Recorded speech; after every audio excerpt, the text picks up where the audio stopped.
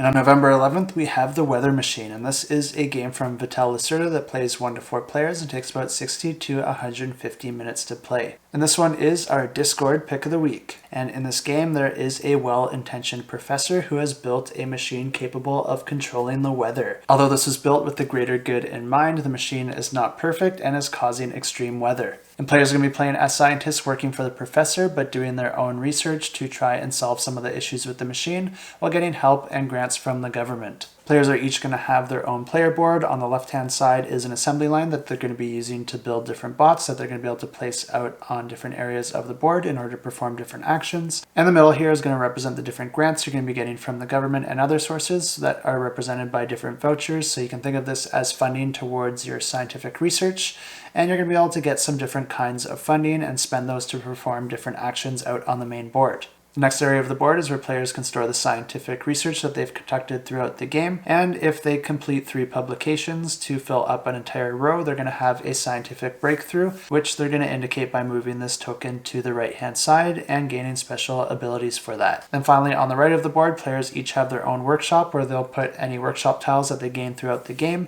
And in order to place a workshop tile here, you'll have to match the colors on the edge of the tile with the tiles that are already existing there. And this will allow players to store more resources like additional robots, chemicals, and machine parts that they'll be using throughout the game. And just like with most Lacerda games, there's a ton of components out on the board and it looks super complicated, but with this one, it's actually pretty straightforward once you get into it. There's only 4 different locations to place your main worker. There's the government, the lab, the research and development, and storage supply areas. Each round, players perform one action by moving their scientist meeple to one of the available action spaces. The only catch here is you can't put your meeple in the same spot it was in your previous turn. Each of these locations have a little bit more going on to them than what I'm going to describe. And also there's 3 action spaces per location that has a little bit of variation on the way that you perform your actions there. But placing your meeple at the government location is going to allow players to sell parts that they've collected for income and subsidies from the government. The center area is the professor's weather machine, and this is where different experiments are going to get conducted to run for the different weather types.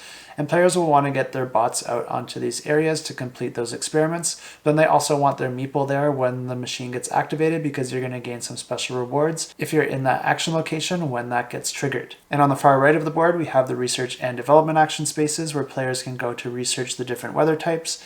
And if they're able to fulfill the requirements of those research, they're going to gain a research token that they can put on their player board, which will help them work towards completing different breakthroughs, which in turn help solve problems with the professor's weather machine. And then finally, at the bottom of the board, we have the storage and supply action area where players can visit to get more resources like chemicals or more workshop tiles. And the game continues like this, players performing one action at a time until one of the 4 endgame conditions is met, triggering the end of the game. Either a player is able to complete 3 rows here to complete 3 breakthroughs, earning them a Nobel Prize, winning them the game, or one of the 3 action areas is fully completed. If the government funding area is no longer able to buy parts, then it ends the game, or if all research has been conducted on the machine, that ends the game, or if there's no more research and development to be completed in the research development action area, then that also ends the game. If the game ends in one of these 3 ways, then the player with the most victory points wins the game.